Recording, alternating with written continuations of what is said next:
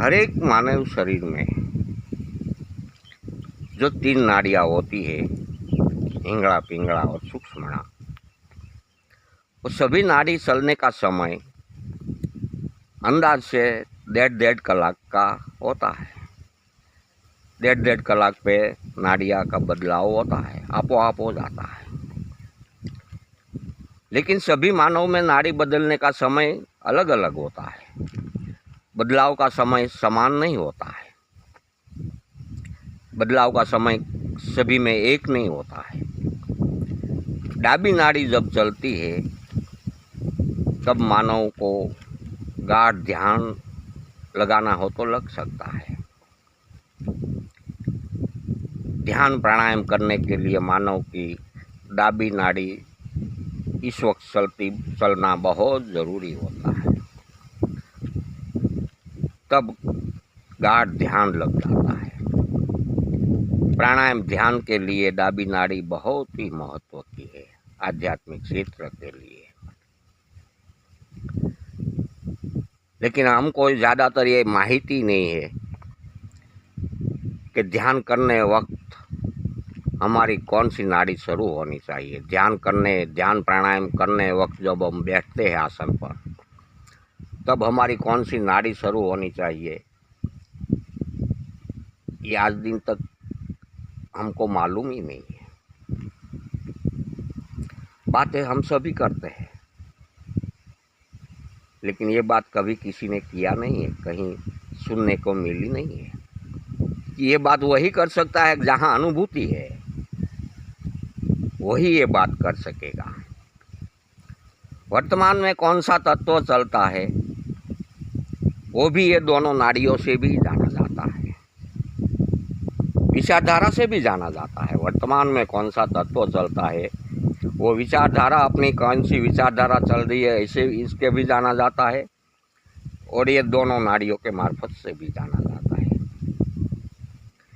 जैसे श्वास की गति धीमी और लंबी चलती है, उनकी उम्र लंबी होती है, और जैसे श्वास की गति झड़पी और टूकी चलती है, उनकी उम्र कम होती है।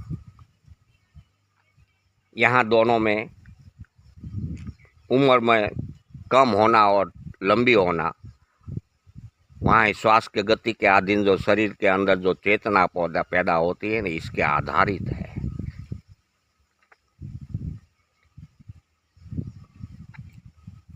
ये सृष्टि में 5 तत्वों की गति शरीर में समप्रमाण रीति से फरती है। सामान्य मानवों को 5 तत्वों की गति समप्रमाण में होती है, और योगियों की 7 तत्वों की गति समप्रमाण में होती है। देखो यहाँ मैं क्या कह रहा हूँ, इसको जरा समझना।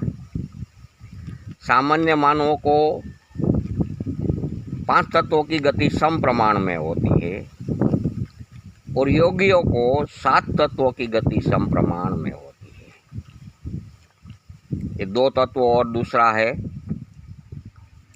गुरुत्वाकर्षण तत्व और प्राण तत्व। प्राण तत्व को ऑक्सीजन तत्व भी कहा जाता है, इंग्लिश में ऑक्सीजन कहते हैं। ये 2 तत्वों में ही मित्रों सूक्ष्म जगत की सिद्धियों समाई हुई है। ये 2 तत्वों में ही, प्राण तत्व और गुरुत्वाकर्षण तत्व। बाकी 5 तत्व का तो शरीर का पिंजरा बनाया है। 5 तत्वों का शरीर का पिंजरा में से कोई नहीं कुछ होना। शरीर निरोगी जरूर कर सकते हैं 5 तत्वों के मार्फत से, लेकिन आध्यात्मिक क्षेत्र में जाने के लिए, आध्यात्मिक क्षेत्र की हासिल करने के लिए, आध्यात्मिक क्षेत्र को हस्तगत करने के लिए, अपने आत्मा को कल्याण करने के लिए ये 2 तत्वों का ही ज्ञान जरूरी है। ये 2 तत्वों में ही सभी कुछ छुपाया हुआ है। लेकिन वो 2 तत्वों का भी ये स्थूल शरीर का मार्फत से हिंगड़ा पिंगड़ा का सहारा लेकर ध्यान प्राणायाम करके उनको ये 2 तत्वों को विकास करना पड़ता है, 2 तत्वों को हस्तगत करना पड़ता है, 2 तत्वों का ज्ञान हासिल करना पड़ता है, तब ये होता है। इसके बिना होना संभव नहीं है। कोई भी एक तत्व 1.5 घंटे तक प्रधान रहता है इस सृष्टि में, बाद में तत्व बदल जाता है। ऐसा होने से शरीर का संतुलन भी समतल तालबद्धता जलवाई रहती है। नाड़ी कौन सा नसकोरा की मुख्य होती है वो जानने के लिए अपने एक हाथ की अंगुली बनने नसकोरा के आगे रखोगे तो वहाँ से मालूम हो जाएगा कभी कौन सी नाड़ी चल रही है। जिस नसकोरा में से ज़्यादा पवन निकलता है वही नाड़ी ज़्यादा चलती है। जो नसकोरे में से श्वास धीमी गति से चलता है वो नाड़ी सुषुप्त अवस्था में कहा जाती है।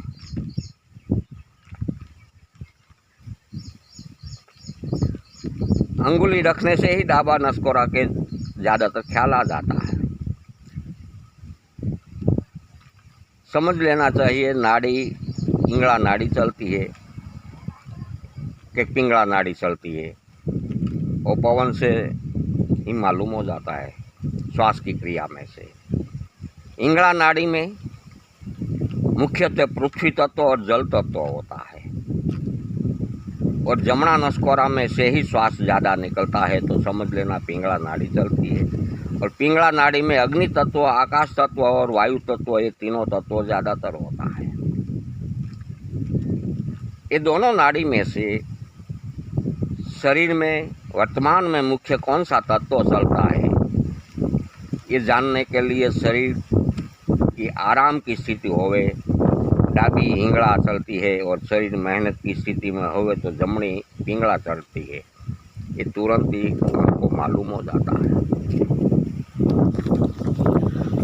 कौन सा तत्व मुख्य प्रधान रीति से चलता है वो जानने के लिए अपने मुख के सामने 4 इंच दूरी पे कांच का अरीसा सामने रखो और जैसे अपने बगासा खाते हैं वैसे ही अरीसा में मुख में से हवा जोर से फेंको। फूंक मारने से अरीसा में से झांखप जैसा आपको दिखेगा। ये झांखप का आकार देखने का प्रयत्न आप करोगे तो ये झांखप राउंड आकार में दिखे तो जल तत्व मुख्यतः चलता है और ये झांखप का आकार चौरस आकार में दिखे तो पृथ्वी तत्व मुख्यतः चलता है। और ये डाबा नसकोरा की बात हुई और जमना नसकोरा में से झांखप का आकार अर्धचंद्राकार जैसा दिखे तो वायु तत्व मुख्य प्रधान होता है और झांखप का आकार ध्वजाकार आकार के दिखे तो अग्नि तत्व चलता है। और कोई भी नियमित आकार ना दिखे, दानादार टपका हो आपको दिखे तो समझ लेना आकाश तत्व मुख्यतः चलता है। ये बात का आपको थोड़े दिन अभ्यास करना पड़ेगा तभी आपको ये चीज़ को ज्ञान होगा। अभ्यास के बिना इस सृष्टि में कोई भी ज्ञान होता नहीं है। आज्ञा चक्र पर भी कौन सा तत्व चलता है वो भी प्रकाश के कलर के मालूम से हो जाएगा। सफ़ेद प्रकाश दिखे तो जल तत्व चलता है, पीला कलर का प्रकाश दिखे तो पृथ्वी तत्व चलता है और लाल प्रकाश दिखे तो अग्नि तत्व चलता है और हरा कलर का प्रकाश दिखे तो वायु तत्व चलता है और आसमानी कलर का प्रकाश दिखे तो आकाश तत्व चलता है। ये तत्व को भी जो भी मानव अभ्यास करता है वो मानव तत्वों के ऊपर काबू पा सकता है और अभ्यास के मार्फत से ही तत्वों का ज्ञान उनको हासिल होता है। इनके बिना शक्य नहीं है। इस सामान्य मानव 5 तत्व चलता है और योगियों के शरीर में 7 तत्व चलता है। ये 2 तत्वों का जो ज्ञानी होता है वही सिद्ध पुरुष होता है।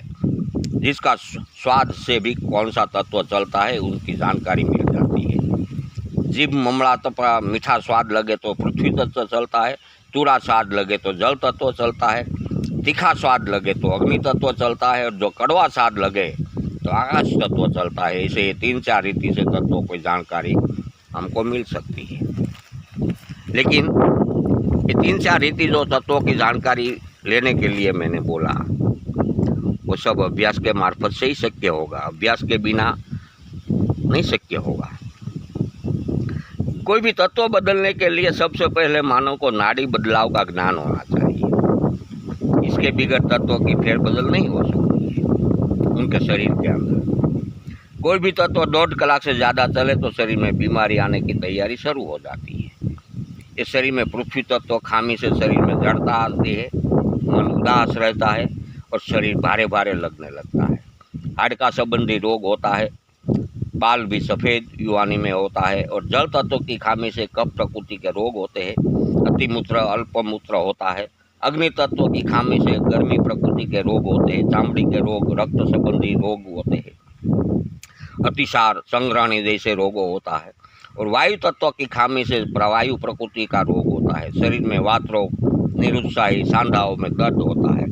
और आकाश तत्व की खामी से शरीर में त्रिदोष होता है, वात पित्त कफ ये तीनों दोष के रोग होता है, जो रोग जीवलेण रोग साबित होता है, जैसे कैंसर, एड्स, ये सब असाध्य रोग कहा जाता है, जीवलेण रोग कहा जाता है। ऐसे जीवलेण रोगों को रोगियों के लिए सूक्ष्म नाड़ी सतत चालू रखे तो उनका कोई दवा करने की ज़रूरत नहीं रहे। आपो आप कैंसर का अगर तो कोई भी जीवलेण का रोग हो आपो आप मिट जाएगा, इसको कोई दवा करने की ज़रूरत ही नहीं रहेगी। इस सूक्ष्म नाड़ी का ऐसा प्रभाव है स्थूल शरीर में, स्थूल जगत में भी है और सूक्ष्म जगत में भी है।